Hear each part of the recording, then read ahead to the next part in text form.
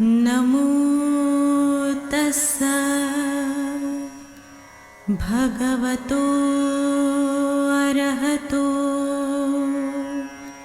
सम्मा संबुद्धस्सा।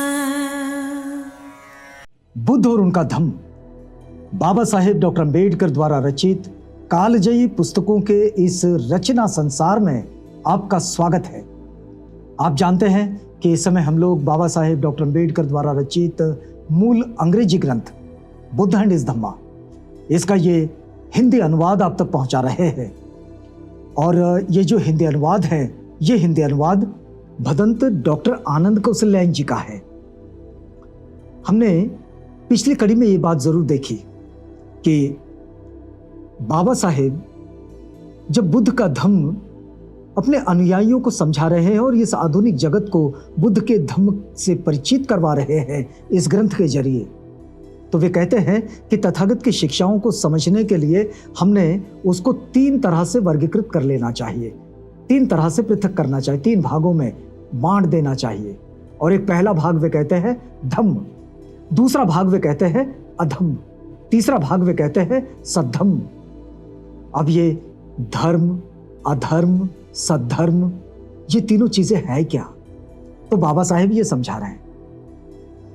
तो इसमें हम समझेंगे कि तथागत किन चीजों को सिखाते हैं, समझाते हैं, किन चीजों का त्याग कर देते हैं। तो आइए, यह है तृतीय कांड का तीसरा भाग और तीसरे भाग का ये पहला अध्याय।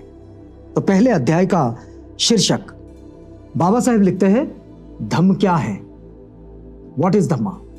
फिर वे लिखते हैं जीवन की पवित्रता बनाए रखना धम्म है। बहुत सामान्य रूप से बाबा साहेब ने लिखा है, बड़ा सहज ये शीर्षक है, अपने नाम के साथ ही बिल्कुल व्यक्त है कि जीवन में पवित्रता बनाए रखना ये ही धम्म है। बाबा साहेब लिखते हैं 3 तरह की जीवन की पवित्रताएं होती है। बाबा साहेब कहते हैं कि जीवन की जो पवित्रताएं होती है वो 3 तरह की होती है। और ये 3 तरह की पवित्रता, इसमें शारीरिक पवित्रता पहली बात, ये किसे कहा जाए, तो बाबा साहेब समझा रहे हैं कि 3 तरह की पवित्रताओं में जो शारीरिक पवित्रता है, हमारे शरीर की पवित्रता, ये शारीरिक पवित्रता क्या है, ये तथागत बुद्ध द्वारा सिखाए गए धम्म का एक हिस्सा है। तो बाबा साहेब बताते हैं कि एक आदमी जो जीव हिंसा से विरत होता है,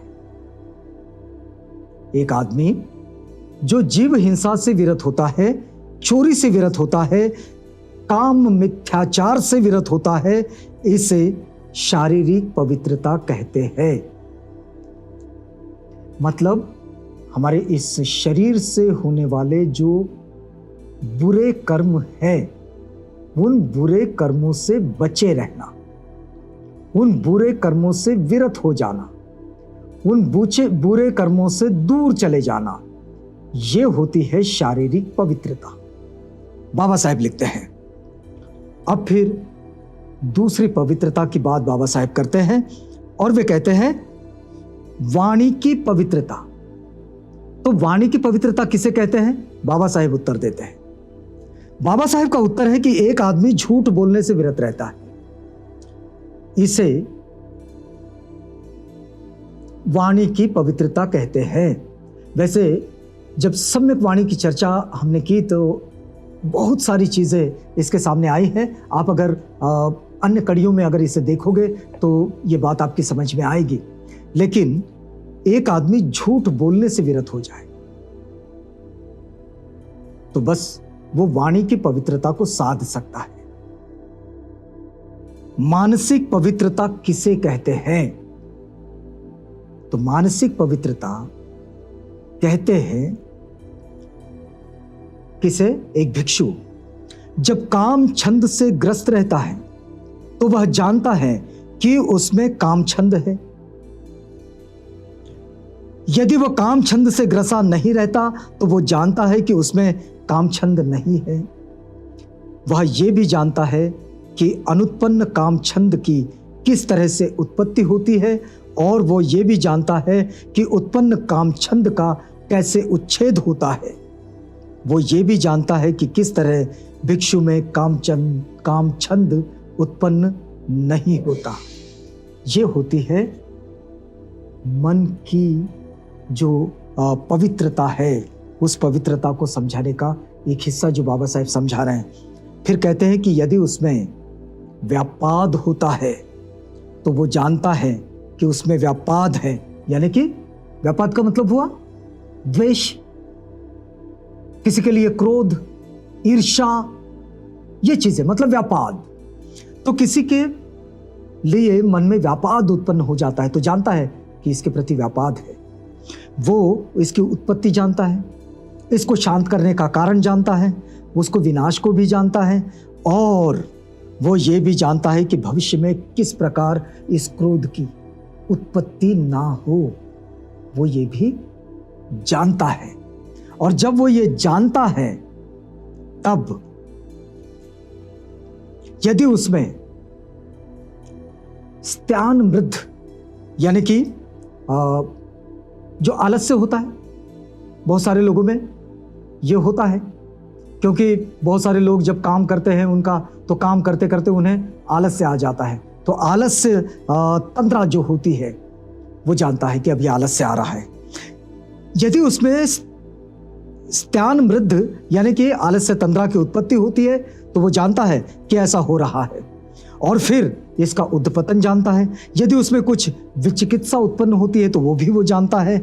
वो इसका विनाश कैसे हो ये भी जानता है, और फिर किस प्रकार भविष्य में इसकी उत्पत्ति ना हो ये भी वो जानता है। ये जो जानने की बात है कि उसको ये बात उसको रियलाइज हो जाना, उसकी अनुभूति में आ जाना कि इससे दूर कैसे जाते हैं, बस यही प्रैक्टिसिंग, ये मन की पवित्रता है। तो बाबा साहेब सिखाते हैं कि शरीर की पवित्रता, वाणी की पवित्रता और मन की पवित्रता, इन तीनों चीजों को हमने बेहतर तरीके से समझ लेना चाहिए। ये समझना ये धम्म की शिक्षा का एक हिस्सा है। तो देखिए यहां बाबा साहेब लिखते हैं, ये धम्मपद है वास्तव में, उसी का ये अनुवाद है। देखिए, जो शरीर, वाणी और मन से पवित्र है, निष्पाप, स्वच्छ और पवित्रता से युक्त है, उसे लोग निष्कलंक नाम से पुकारते हैं। अब निष्कलंक नाम किसी के भी हो सकते हैं, लेकिन निष्कलंक ये एक ऐसी उपाधि है कि जिस उपाधि को उन लोगों को प्रदान किया जाता है जो शरीर, वाणी और मन से पवित्र है। जो शरीर, वाणी और मन से पवित्र है और निष्पाप, स्वच्छ और पवित्रता से युक्त है। जो निष्पाप है, स्वच्छ है, पवित्रता से युक्त है, उन्हें लोग निष्कलंक कहते हैं। तो ये हुई एक बात जो बाबा साहेब सिखाते हैं, शारीरिक पवित्रता, मानसिक पवित्रता और वाणी की पवित्रता, मतलब तन, मन और वाचा, काया वाचा मन की पवित्रता। अब देखिए कि आगे बढ़ते हुए बाबा साहेब लिखते हैं कि शरीर की पवित्रता किसे कहे। सामान्य रूप से तो उन्होंने बता दिया कि शरीर की पवित्रता किसे कहते हैं, कि एक आदमी जो चोरी से विरत रहता है तो उसका चोरी से विरत रहना, उसका जीव हिंसा से विरत रहना, ये शरीर की पवित्रता हो गई। और वाणी की पवित्रता, एक आदमी झूठ बोलने से विरत रहता है। दूसरी बात, व्यर्थ की बातचीत से विरत रहता है। सिर्फ झूठ बोलने से नहीं, बिना मतलब की बड़बड़ करने वाले लोग आपके पास बहुत सारे हो गए, हमारे आसपास में तो हैं, आपके आसपास में भी हो सकते हैं, है कि नहीं, है ना। तो ये जो लोग होते हैं ये वाणी की पवित्रता से दूर होते हैं। तथागत कहते हैं कि इन सबको वाणी की पवित्रता के साथ जुड़ना है तो वे बिना मतलब की बड़बड़ बंद कर दें। फिर बाबा साहेब लिखते हैं तथागत के हवाले से, ये तथागत का वचन है। बाबा साहेब लिखते हैं कि मन की पवित्रता किसे कहा जाए, तो एक आदमी जो ईर्ष्यालु नहीं होता, किसी की ईर्ष्या नहीं करता, उसके मन में क्रोध नहीं, उसके मन में द्वेष नहीं, द्वेष की कोई भावना नहीं, वो जो सम्यक दृष्टि रखता है, मतलब उसका जो दृष्टिकोण है वो बिल्कुल उचित है, योग्य है। तो ये उचित दृष्टिकोण, योग्य दृष्टिकोण जिसका है वो, और जो ईर्ष्यालु नहीं है, जो क्रोधित नहीं होता, जिसका हृदय द्वेष से मुक्त है और जो मैत्री से भर गया है। जब द्वेष से मुक्त हो जाएगा तो मैत्री से भर जाएगा, मतलब जिसके हृदय से प्रेम और मैत्री छलकती है, जिसके पास खड़े रहने से, जिससे बातचीत करने से ऐसा लगता है कि हम उससे बात कर रहे हैं जो बिल्कुल हमारा सखा है, जो बिल्कुल हमारे पास है। ये जब लगने लगता है तो ये होती है मन की पवित्रता, और इसी पवित्रता को तथागत सिखाते हैं। ये तथागत द्वारा सिखाए गए धम्म का एक हिस्सा है। पूरी बात आगे बढ़ेगी, जब पूरी बात आगे बढ़ेगी तो इसी बात को आप और हम समझते रहेंगे और हम सब इस बात से जुड़ते भी रहेंगे। लेकिन ये वक्त पूरा होता है, अब यहां हमें रुकना होगा। रुकते हैं इस वादे के साथ कि कल आपसे पुनः भेंट होगी, जब हम बुद्ध और उनका धम्म की इसी पाठन और पठन की प्रक्रिया से एक साथ जुड़ेंगे। तो तब तक के लिए हमें इजाजत दीजिएगा।